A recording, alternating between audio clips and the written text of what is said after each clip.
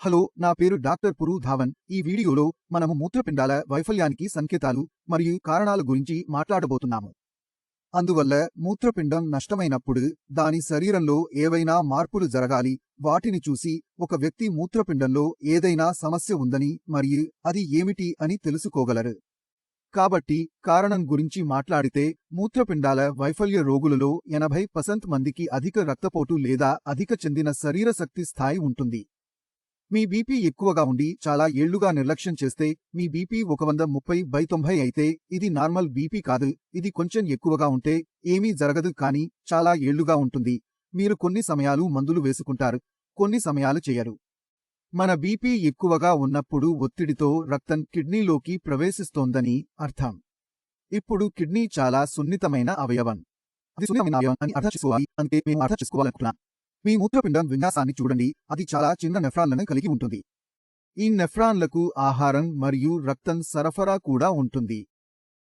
ఇప్పుడు ఈ రక్త సరఫరా మన జుట్టు పరిమాణం మాత్రమే ఉంటుంది. అందువల్ల అది చాలా సన్నగా ఉంటుంది. అది సరిగ్గా చూడడానికి మనం అనుకుంటే కూడా మనం చూడలేము. ఈ రక్త సరఫరాకులో ఏదైనా సమస్య జరిగితే అప్పుడు ఏమి జరగబోతుంది?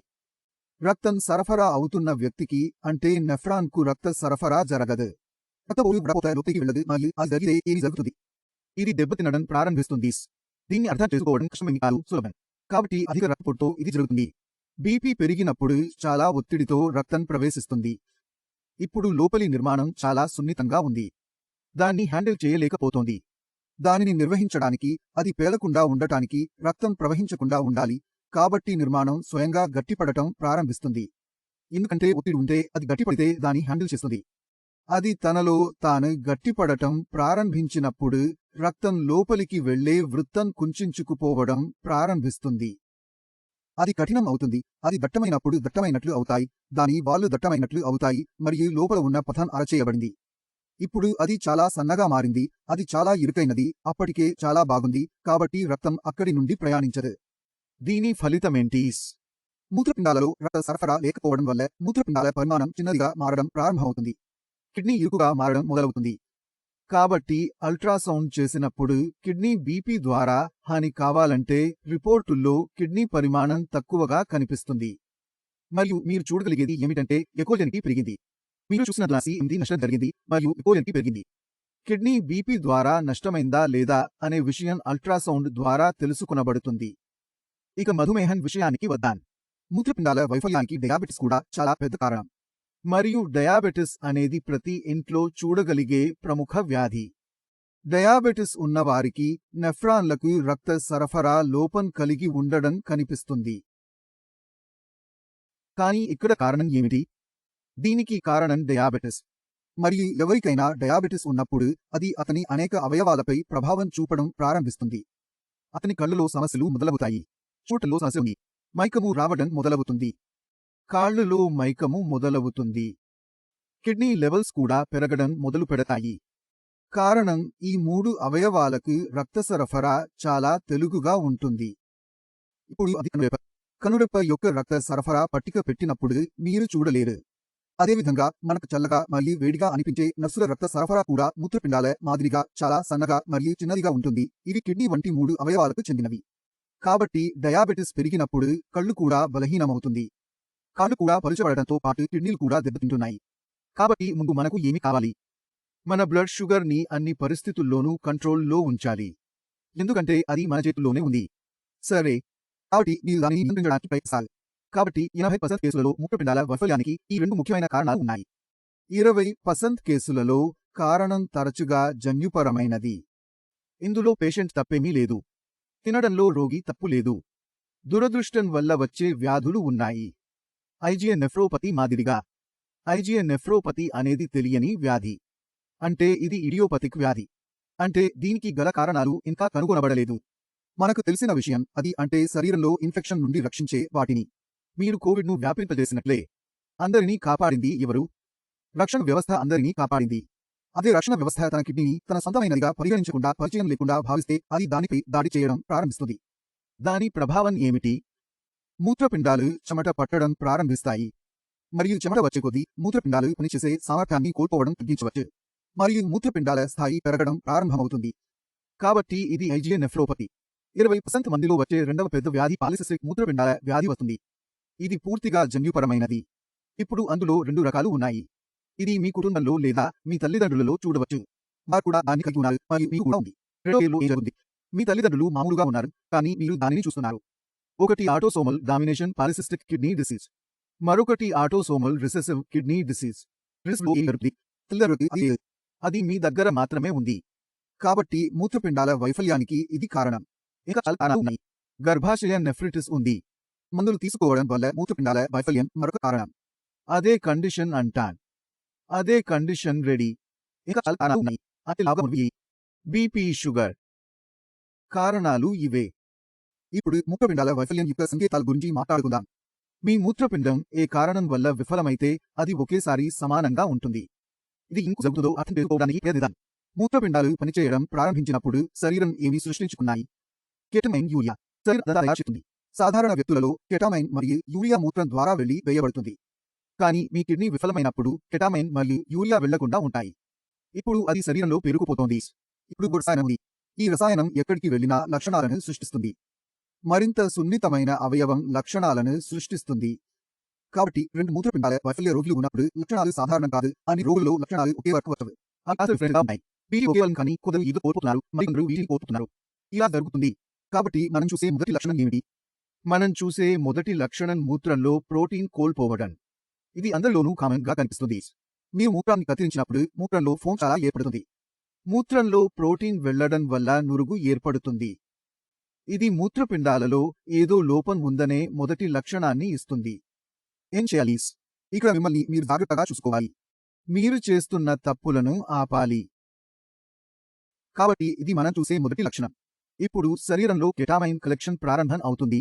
దాని లక్షణాలు ప్రారంభిస్తాయి. ఇది ఒక్కొక్కరికి ఒక్కో స్థాయిలో వస్తుంది. ఎవరికైనా కెటామైన్ స్థాయి 3 ఉన్నప్పుడు అది వస్తుంది. మీరు ప్రమాణం 10 ఉంటే మనకు ఆ లక్షణం రాదు. కాబట్టి కెటామైన్ కండరాల కణజాలంలో అలసటను ఉత్పత్తి చేస్తుంది. మరియు కెటామైన్ ఏం చేస్తుంది? శరీరం బలహీనంగా అనిపిస్తుంది. మీ శరీరం బలహీనపడుతోందని మీ ఈ బలహీనత ఎలా ఉందంటే ఏం చేసినా, ఏ మందు తీసుకున్నా అందులో విశ్రాంతి దొరకదు. ఈ డిపెండెన్సీ పెరుగుతూనే ఉంది. కెటామైన్ ఇంతకంటే ఎక్కువ చేయదు. ఇది కండరాల కణజాలంలో అలసట మరియు అలసటను ఉత్పత్తి చేస్తుంది. అంతే. కానీ కెటామైన్ అంటే మనకు ఎంతో భయం. కెటామైన్ పెరిగితే అది పెరుగుతుంది. లేదు, అది జరగదు. కెటామైన్ ఇంతకంటే ఎక్కువ సమస్యలను కలిగించదు. ఇంతకంటే పెద్ద లక్షణం ఏముంటుంది? అదే యూరియా. మీ శరీరంలో యూరియా కలిగి ఉంటే అది మీ శరీరంలో పరికల్పన చేసేందుకు వస్తుంది. మరియు ఇది ప్రసరణ చేస్తున్నప్పుడు అది మెదడుకు వెళుతుంది. ఇది మెదడులో ఏమి ఉత్పత్తి చేస్తుంది? ఇది వికారం కలిగిస్తుంది. ఆహారం ముందుకు వస్తుంది. నాకు తినాలని లేదు. నీళ్లు తాగినా వాంతులు చేసుకోవడం ద్వారా కూడా బయటకు వస్తుంది. లేదా నీళ్లు తాగిన తర్వాత వాంతులు చేసుకోవాలనిపిస్తుంది. కాబట్టి దీనిలో ఏమి జరుగుతుంది అంటే మీరు ముందుగా తిన్నప్పుడు తక్కువ ఆహారం తీసుకున్నారు. అప్పుడు మీ యూరియా కారణంగా మీ ఆహారం అస్సలు ఆగిపోయింది. రోగి బలహీనంగా మారతాడు. మరి ఈ సమస్యను ఎవరు సృష్టిస్తారు? మీ యూరియా. ఇప్పుడు యూరియా మీ మెదడులోకి ప్రవేశించినప్పుడు అది అక్రమాన్ని లక్షణాలను సృష్టిస్తుంది. మీరు చాలా నిద్ర పడతారు. మీరు నిరంతరం నిద్రపోతే లేదా మీరు నిద్రను పూర్తిగా ఆపివేస్తారు. ఇప్పుడు మీరు ఎంత నిద్రపోతే మరియు ఎంత నిద్రపోతే మీ శరీర యొక్క రకం ప్రభావితం అవుతుంది. మీ శరీరంలో ఆ నిర్దిష్ట యూరియా యొక్క ప్రతిస్పందన ఏమిటి? ఇది కాకుండా మనకు ఇంకా ఏ లక్షణాలు ఉన్నాయి? అది దురద. మీ చర్మంపై ముటిమలు రావడం, దురద ఎక్కువగా ఉండటం కనిపించితే క్రీమ్ వర్తించండి. మీరు సంతోషంగా ఉండకపోవద్దు. మీరు మాత్రం మంచి పిల్లులు తీసుకోవచ్చు అనిపిస్తే తీసుకోవకండి. అది ఒక లక్షణంగా భాష. ఇది వంగిన మోకాలి వల్ల కూడా వస్తుంది. ఎందుకిలా? ఏమిటి అంటే శరీరంలో విషాణాలు కలిగి ఉన్నప్పుడు మీ చర్మం యొక్క రక్త సరఫరా కూడా కలుపుకున్నట్లుగా మారుతుంది. మరియు అది మారినప్పుడు చర్మం ఏదో మరొకటి చేస్తుంది. ఈ దురద మొత్తం శరీరంలో ప్రారంభమవుతుంది. కాబట్టి ఇవి కొన్ని లక్షణాలు. ఎక్కువ లక్షణాలు ఉన్నాయి, కానీ వివరించడానికి చాలా సమయం పడుతుంది. కాబట్టి అవి ప్రస్తుతం వివరించలేదు. దానిని తర్వాతి వీడియోలో కవర్ చేద్దాం. మరికొన్ని ఇతర లక్షణాలు ఉన్నాయి అని తెలుసుకోవాలి. పాదాల వాపు లాంటిది. పాదాలలో గొంతు కనిపిస్తున్నారా? అది కూడా మూత్రపిండాలలో ఏదో లోపం ఉందని ఒక లక్షణం. కారణం ముందు వచ్చే నీరు ఇప్పటికే రావడం లేదు. ఈ శరీరంలో పేర్కొంది. కాబట్టి అది కూడా ఒక లక్షణం. మూత్రపిండాల వైఫల్యం. దీనికి తోడు మనకు కనిపించేది రక్తం లేకపోవడమే. మీ రక్తం ఎప్పుడూ తక్కువగా ఉంటుందాన్ని మీరు చూడండి. మీరు ఎంత మంచి ఆహారం తింటే కూడా, ఎంత పోమెగ్రనేట్ తిన్నా కూడా, ఎంత బీట్రూట్ తిన్నా కూడా, ఎన్ని పిల్లులు తీసుకున్నా కూడా అది పెరగదు. శరీరంలో తక్కువ రక్తం ఉత్పత్తి కోసం మూత్రపిండాలు జరుగుతాయి. మూత్రపిండాలు మరియు రక్తం మధ్య సంబంధం ఏమిటి? ఉదాహరణకు మీరు ఇంట్లో టీ తయారు చేస్తారు. టీ తయారు చేయడానికి పాలు, టీ ఆకులు, నీరు, గ్యాస్ స్టవ్ మరియు పానీయం అవసరం. అన్ని సేకరించిన తర్వాత టీ తయారు చేస్తారు. వీటిలో ఒకటి తక్కువగా ఉంటే మీరు టీ తయారు చేయలేరు ఉంటే ఏమి చేయగలరు? అదేవిధంగా శరీరంలో రక్తం తయారవ్వాలంటే చాలా విషయాలను కూడా సేకరించాలి. ఉదాహరణకు ప్రోటీన్, ఇనుము, ఫోలిక్ ఆమ్లం మరియు గోధుమ బెల్. దీనితో పాటు ఎరిథ్రోపోయిటిన్ అంటారు. ఎరిథ్రోపోయిటిన్ అంటే రక్తం. మన శరీరంలో ఎరిథ్రోపోయిటిన్ ఎవరు తయారు చేస్తారు? దీనివల్లనే ఈ అన్ని విషయాలు సేకరించబడి హీమోగ్లోబిన్ తయారవుతుంది. శరీరంలో ఎరిథ్రోపోయిటిన్ తక్కువగా ఉంటే ఏమి జరుగుతుంది?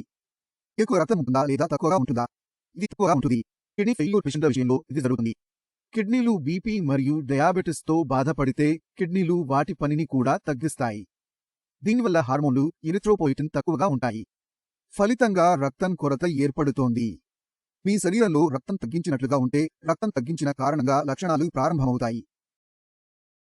ఉదాహరణకు అలసటం, శ్వాస తీసుకోవడంలో ఇబ్బంది, అధిక నిద్ర, ఆందోళన మొదలైనవి లంకా లభిస్తాయి. ఈ లక్షణాలన్నీ మనకు కనిపిస్తాయి. దీనివల్ల మూత్రపిండాల కారణంగా మీరు ఈ లక్షణాలను గుర్తుంచుకోవాలి. ఈ లక్షణాలు ఎందుకు వస్తున్నాయో అర్థం చేసుకోవాలి. మీరు మూత్రపిండాల వైఫల్య రోగి అయితే మీ శరీరంలో లక్షణాలు ఉంటే ఎక్కడ పనిచేయాలో మీకు తెలుసు. శ్వాస తీసుకోవడంలో ఇబ్బంది, ఆందోళన వంటివి ఉంటే అప్పుడు మీ శరీరంలో రక్తం కొరత ఉందని మీకు తెలుస్తుంది. అప్పుడు రక్తాన్ని పెంచాల్సిన అవసరం ఉంది.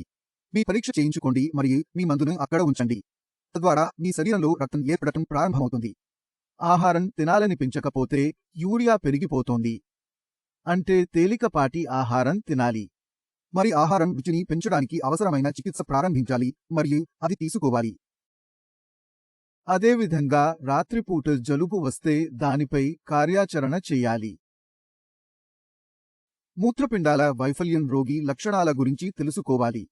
లక్షణాల వెనుక కారణాన్ని తెలుసుకుని వాటిని నియంత్రించగలిగే వారు వాటిని నియంత్రించగలరు. అందువల్ల వారు లక్షణాలను నియంత్రించగలరు, వాటిపై చర్యలు తీసుకోగలుగుతారు.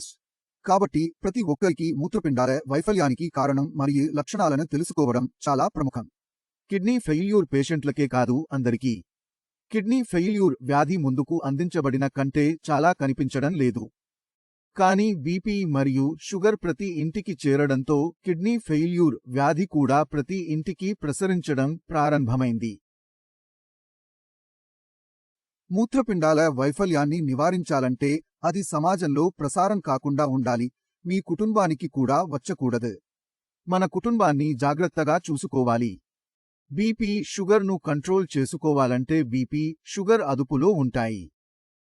బీపీ మరియు షుగర్ను తినడం ద్వారా మానవులు నియంత్రించవచ్చిన 2 విషయాలు.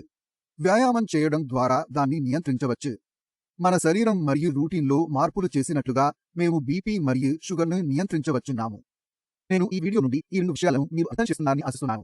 మీకు ఏవైనా సందేహాలు ఉంటే వారిని అడగవచ్చు. వారితో మాట్లాడండి. ఈ వ్యాధితో పోరాడటానికి అవి మీకు సహాయపడతాయి. అదంతా ఈ రోజు కోసమే. తప్పక వీడియోలో కన్నా వీడ్కోలు.